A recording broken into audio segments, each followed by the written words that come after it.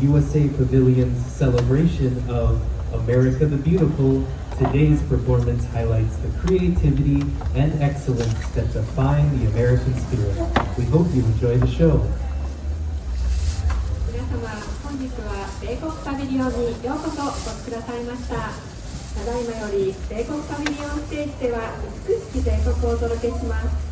米国を形作る独創性、卓越性を象徴するパフォーマンスをお楽しみください。Today, we're excited to present Tiata Begay of the Anoli Dance Troupe.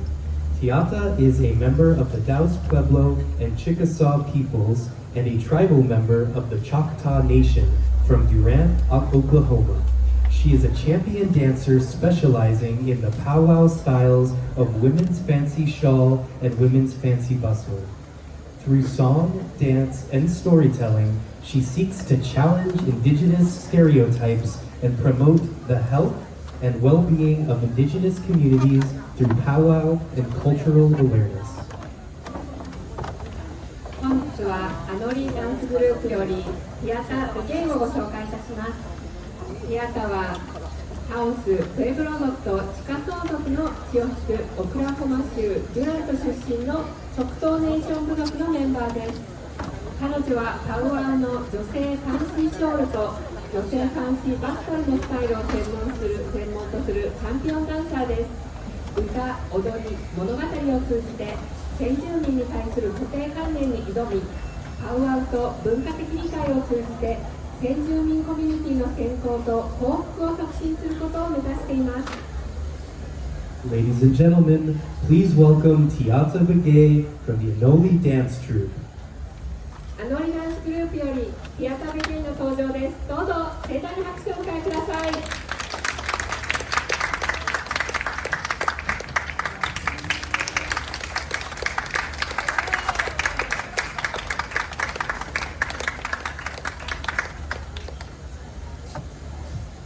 Hello, konnichiwa everyone.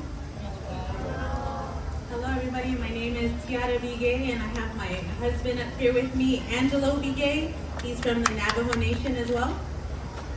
And he will be singing for me while I do my live performances. And to start, we are going to honor you all and sing you an honor song.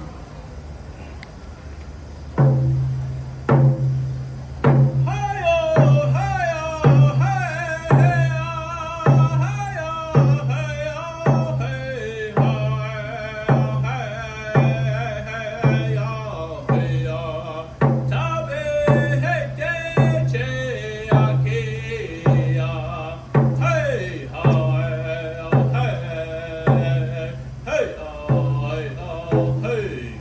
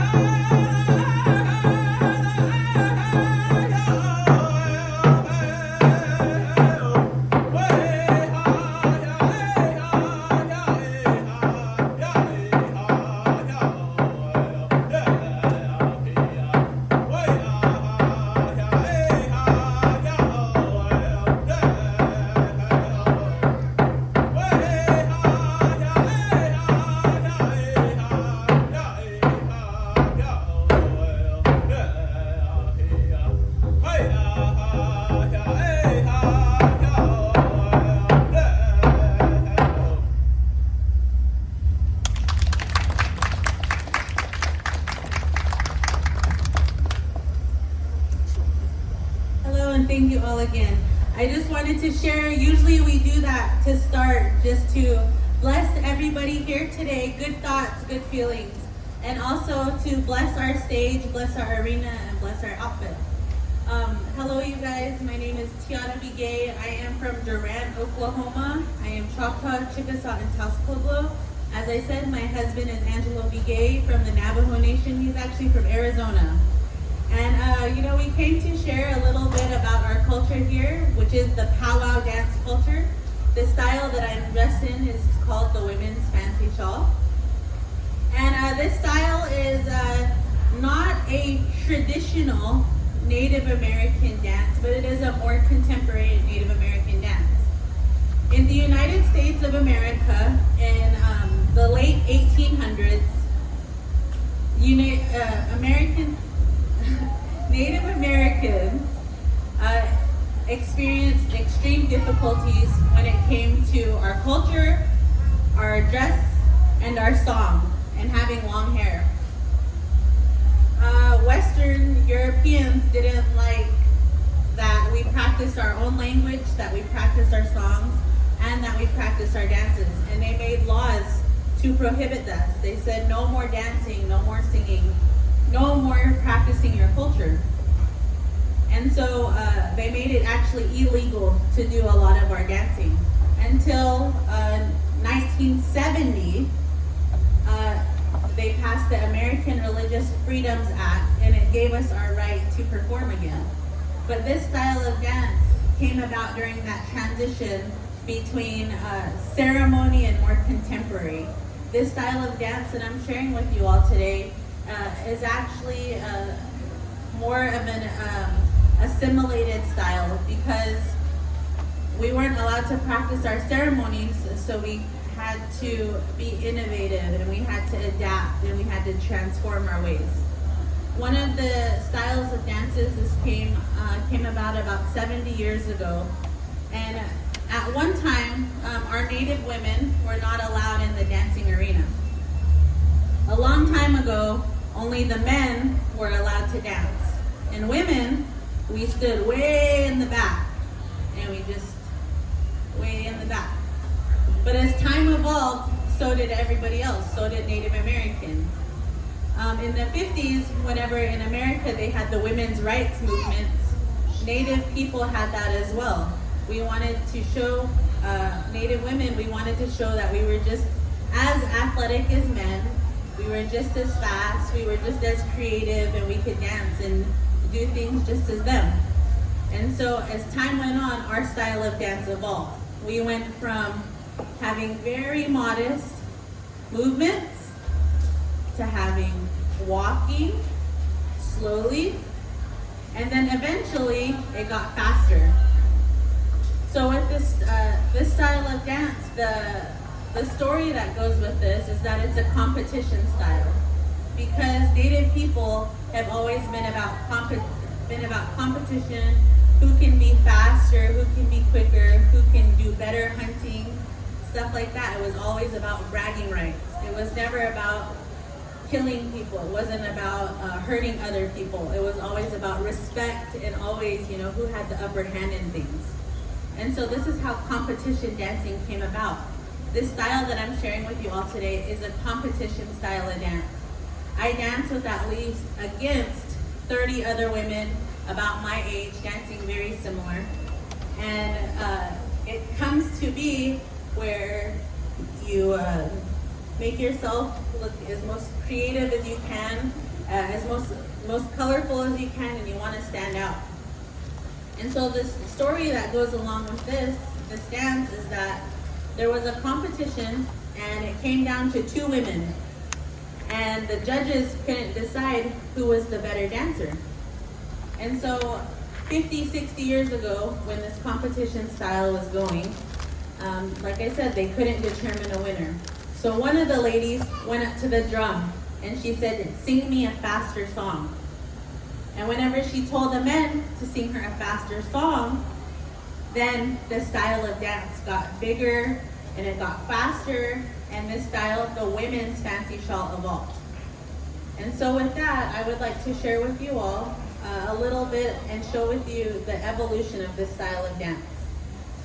So I'm going to start 2 push-ups stationary, 2 push-ups walking, the traditional style, and then the last 2 push-ups, I'm going to show you the women's fancy shawl style. So you can see the creative evolution of my style of dance.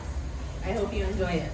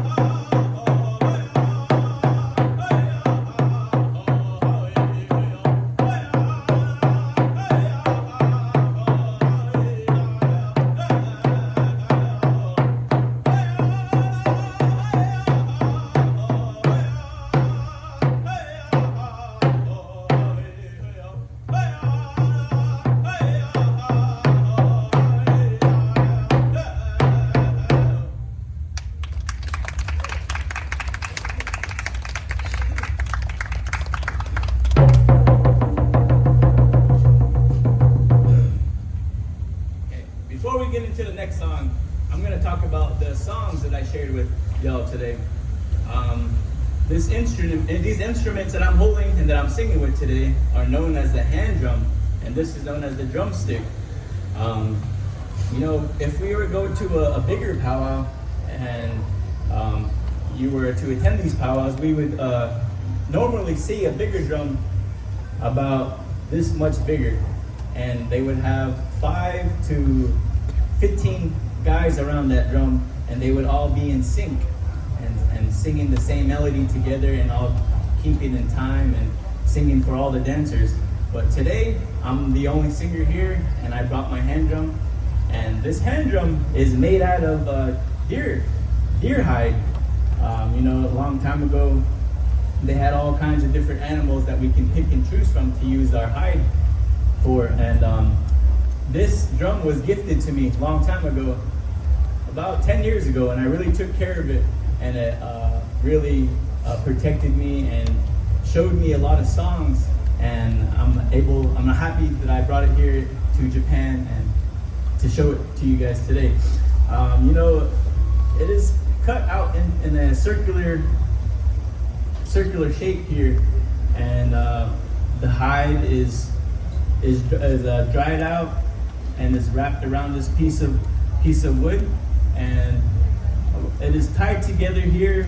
Also, out of the hide, it is cut into smaller strips, and it is singly tied all together throughout this wooden piece here. And after it's sitting out in the sun for a while, it dries up and it's able to make different kind of sounds.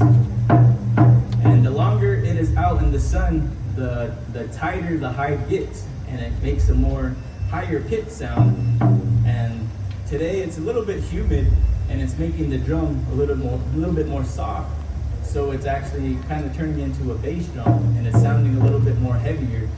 And these songs that I'm singing today all belong to our family. My father-in-law and my grandpa and my grandparents are also song composers, and they show us these songs at a very young age, and it's our responsibility to memorize these songs and showcase show our next generation these songs. And I'm happy that I'm able to do that for you today. Thank you.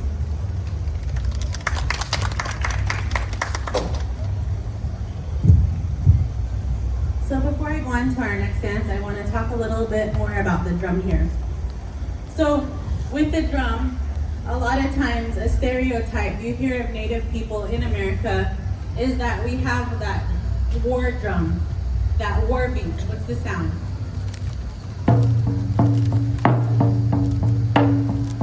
That's not it. Not it. A lot of times too, you also hear, woo! Yeah? That's not it either. Usually we do Lulu, but it sounds like this.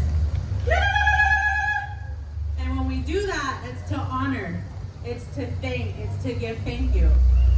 So those are just two stereotypes of Native people that we often get a lot.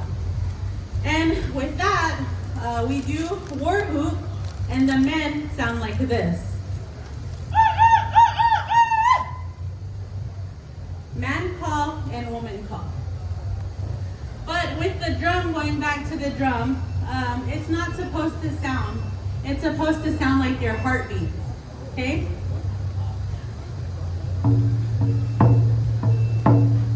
Heartbeat. So this drum here, we believe it's the spirit of our people. It keeps our heart strong, healthy. It keeps our mind strong, healthy. Whenever we were taught to come in and dance and wear our outfits, we were taught to always come in with a good heart and a good mind. Good heart and a good mind. And that, we come in with good feelings because we're not dancing just for ourselves and our happiness, we're dancing for you all. Sometimes we have rainy days, sometimes we have sad days, sometimes, you're just not your day. Sometimes you need a pick-me-up. And so whenever we come out here to dance for you, it's supposed to make you feel good, it's supposed to make you feel happy, and it's supposed to lift your spirits. So this is what our wish is for you. So with that, I'm gonna go into another song here, and it's called a ruffle. And it tells you, or it shows you a story. Typically, there's men that dance this song. And the song is depicting battle, it's depicting war. But in the Choctaw Nation, the tribe that I'm from, women and men actually fought together. They fought alongside each other, so they have a balancing respect in that our women are allowed to dance to some of these war songs. But in the ruffle you hear, that's supposed to be for the men when they're looking out, trying to see who's around them. For the women, it's a ruffle, paying attention who's around. And then next, the song picks up and it stops. And it picks up and it stops. And as a singer, it's his job to know his song, know how it's supposed to go.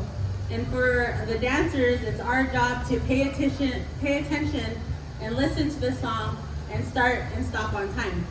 So this one is kind of a tricky song, but it's a lot of fun. So listen, pay attention, and if you can, listen and try, okay? Thank you.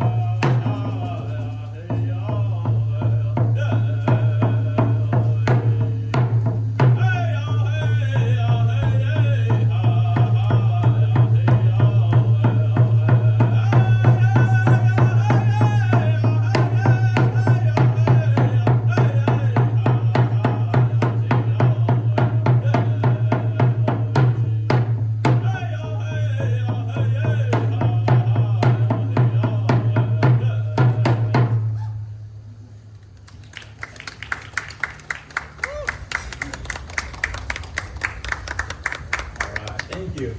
I'm going to formally introduce myself. Ya'ate shi'e Angelo Bigewo ye. Koget and etodi chini yeshlin.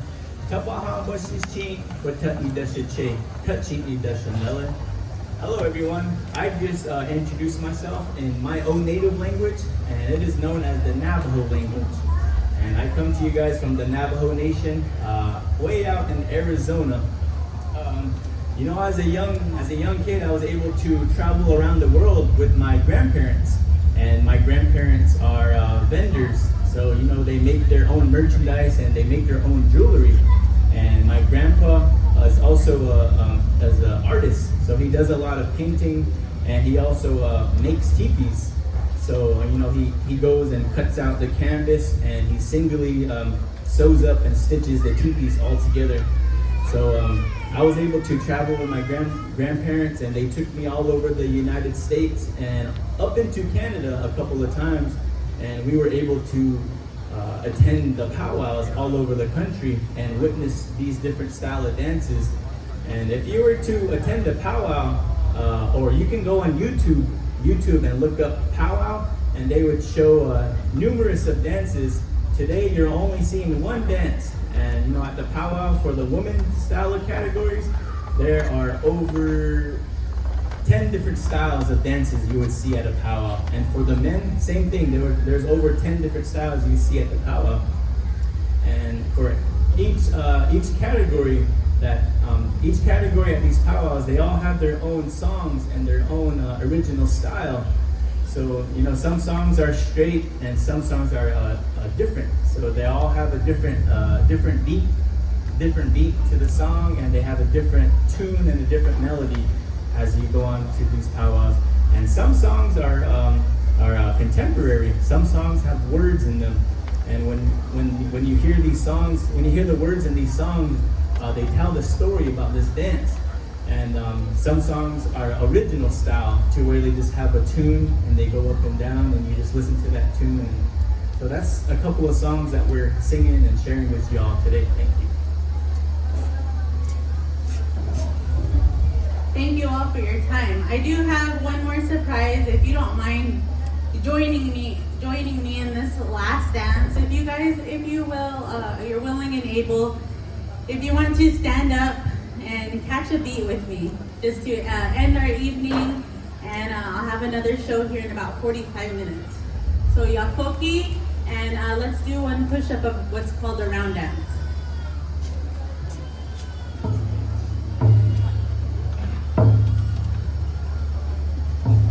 So typically, we would all be up here in a circle.